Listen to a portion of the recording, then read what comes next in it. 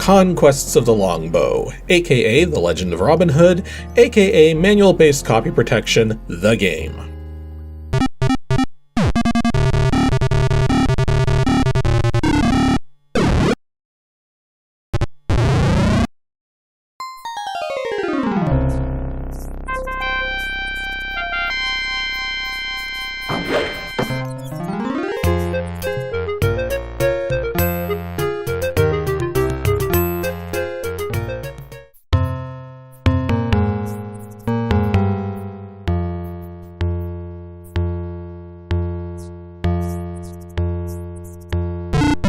Okay, so if you're watching this show, chances are you're familiar with the dichotomy between Sierra Online and LucasArts in terms of graphic adventure titles.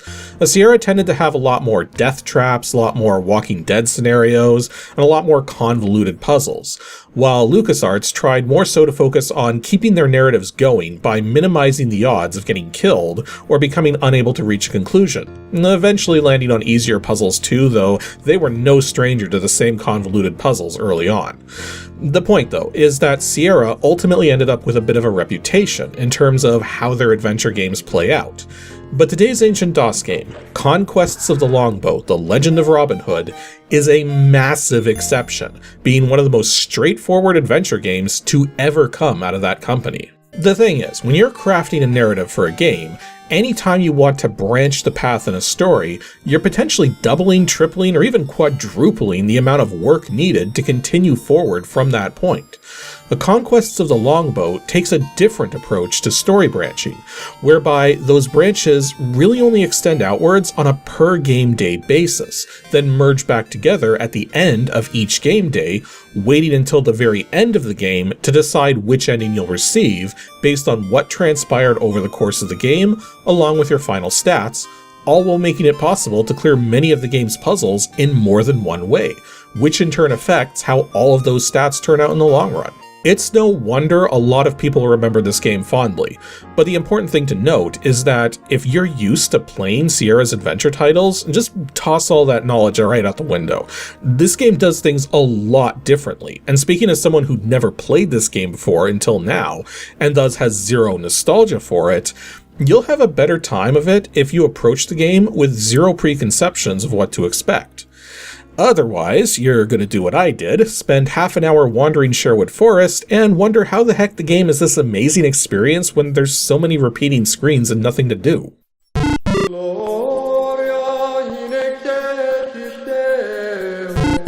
Conquest of the Longbow was developed and published by Sierra Online in 1991 and is a one-player inventory-based adventure game.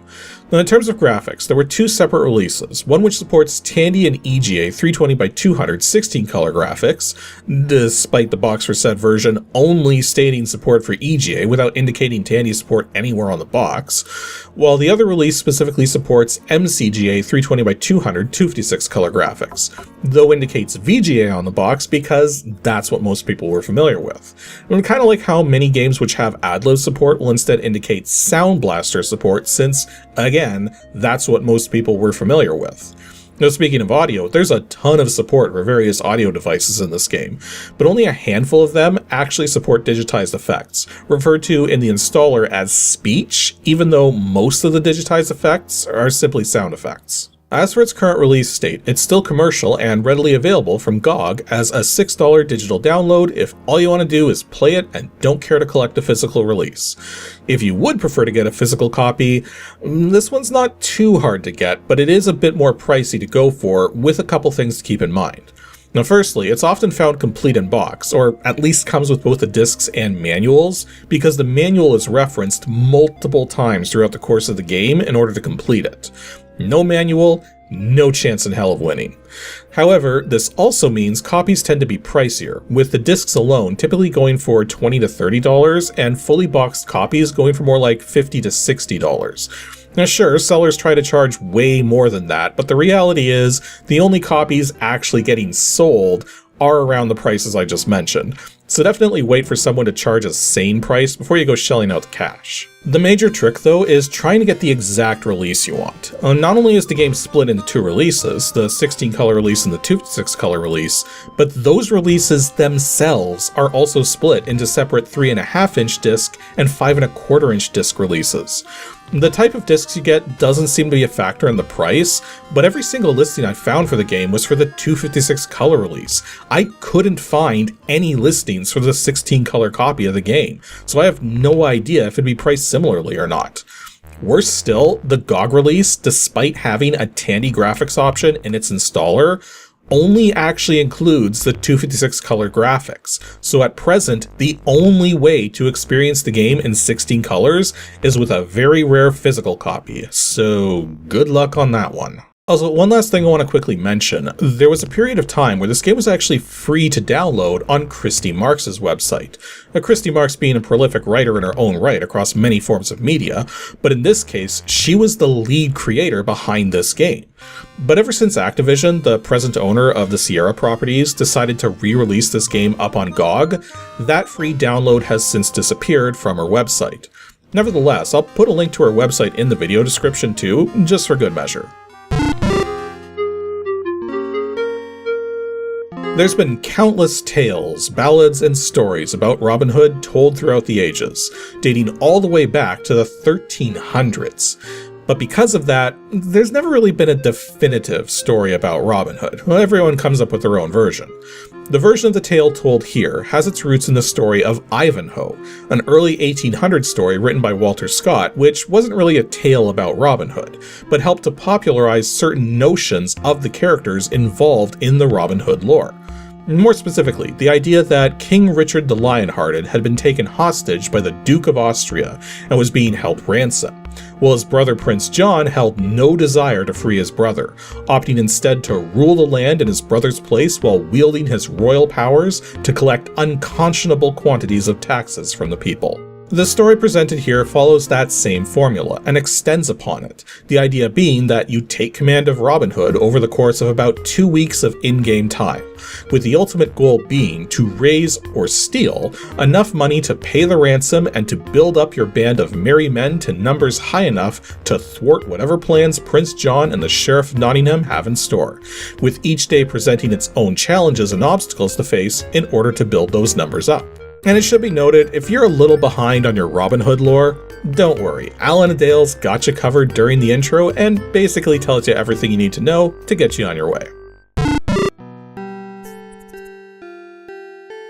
By this point in Sierra's game development history, they've switched over from their AGI Adventure Game Interpreter Engine to their new SCI Sierra Creative Interpreter Engine, with this game in particular being one of their first, developed in-house, to ditch the text parser and exclusively use mouse commands, with the actual first being King's Quest V, which maybe we'll get around to that one someday. Well, in any case, all you do is point at things and click the primary mouse button to issue commands, with the secondary mouse button cycling through those available commands, with the 5 most basic being walk, look, touch, talk, and shoot. Because yes, while not in disguise, Robin Hood always carries his bow around and he is not afraid to use it. You can also access your various commands directly by moving the mouse to the top of the screen to access a menu bar. And this is also where you go to access your inventory, fast travel, saving and loading, and game options. In fact, you may want to take a quick stop over at the game options if you want to adjust the speed of the gameplay or the difficulty of, quote, arcade sequences. Yet the game actually has a handful of mini-games sprinkled throughout, which need to be cleared in order to make progress, and the arcade slider in the options basically is a difficulty adjustment for those mini-games. The higher you set it, the harder the mini-games get. Or if you set it all the way down to its lowest setting, it actually disables the mini-games entirely, and just presumes you to be the winner when those mini-games would normally play out. The trick, though, is that if you choose to play the game in this manner, you don't get any points for winning those mini-games, since you didn't actually play them. The scoring system is actually kind of interesting.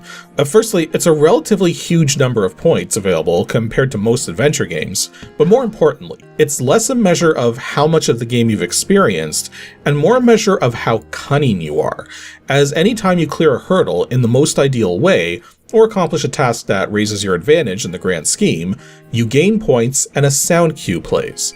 However, anytime you clear a hurdle in a way which is either not ideal or just flat out evil, you instead hear a different sound cue and you lose points. In fact, even if you think you cleared a particular situation in the best way possible, but still lose points, it means there is indeed a better solution if you can figure it out. It's also nice that there's a fast travel system too. While a number of spots are pre-marked on your map, more can end up being revealed as you play, though most of them are already there to begin with. The thing is, Sherwood Forest is huge, and short of a handful of spots, there's not a whole lot to see. Though you will need to explore around for certain events to transpire, such as the initial meeting with Marion, plus you can find the various druid trees mentioned in the manual on certain screens if you go exploring. Oh yeah, the manual. So there's quite a few things the manual is used for over the course of the game, as many of the puzzles are randomized to a degree, and most of those require the manual to solve, though not all of them. The specific things the manual is used for is to identify the druid trees, showing both their English and druid names, to identify a selection of 9 gemstones and their mythical associations as coveted by the monks of the Fens, and 12 coats of arms, which don't actually have any special meanings, they're just there to help identify someone about halfway into the game. Granted, to actually make any progress, you kinda need to answer the question of what you should even be doing. Well, on the very first day of the game, at the beginning, you're given 2 things to do. Target practice up north, which you probably want to keep a save ready for since it'll be quite a while before you need to dial in those manual arrow shooting mechanics again, or keeping watch over Watling Street, which runs through the length of the forest from an overlook to the west. The trick is that anytime you're stuck on what you need to do, just go up to the overlook and stand watch, as most days will reveal a new traveler whom you should intercept and interact with, either with courageous words, a bit of pocket change, or an arrow to the chest. And yeah, as with your typical tale of Robin Hood, you will don many disguises throughout the experience, ultimately getting to selectively choose which disguise to wear depending on where you intend to head and what you intend to do. Though it's important not to get too exuberant lest you blow your cover by, partaking in a little too much local brew and running your mouth off at the Royal Knights. Actually, funny thing about that, and something I actually appreciate about this game, is that whenever you lose the game, Robin's men will gather around and lament on Robin's demise, in turn hinting at what the player may have done wrong. Though in the case of getting clubbed in the head by Lob on the 3rd day, if you let Marion get killed, that's actually a Walking Dead state. Though thankfully not a long one, since there's a full 2 weeks in this game, and you meet Marion on the 2nd day and Lob on the 3rd.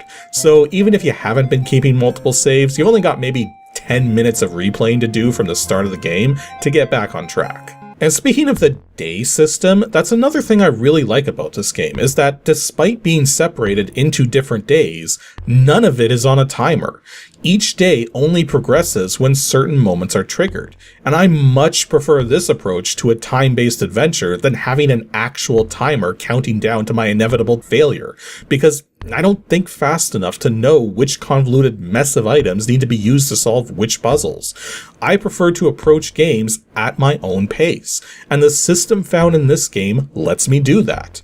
Which, don't get me wrong, there are timed sequences in this game, but it's pretty obvious when they're going to happen, and usually revolve around doing something which is going to make trouble for you if you're caught in the heat of the moment. One last thing to mention though is that this game features something very interesting, as one of the mini-games is effectively the ability to play an ancient board game known as Nine Men's Morris.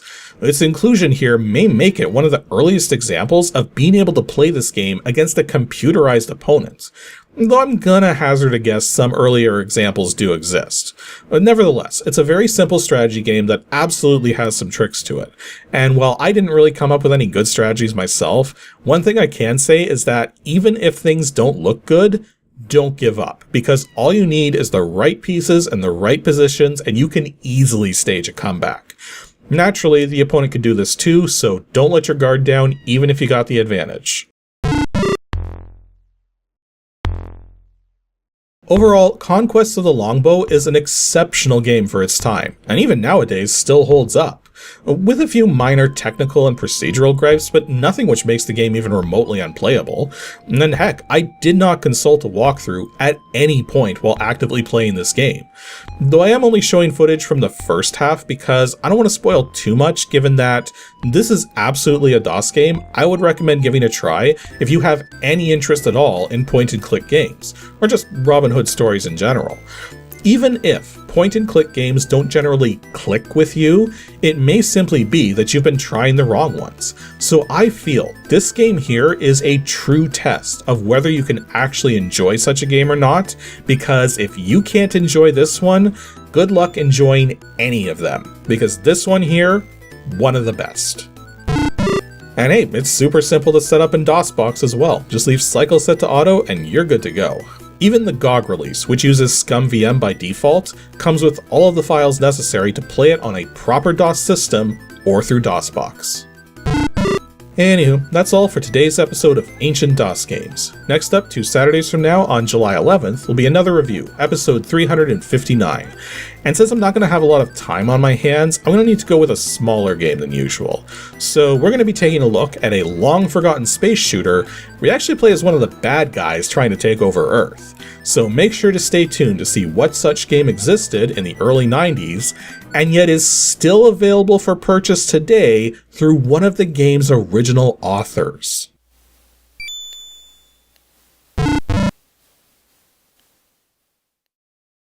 Thanks for watching, and extra special thanks to all of my Patreon supporters. Even as little as $1 a month really helps keep things going, so please consider joining these fine folk over at patreon.com/KASICK.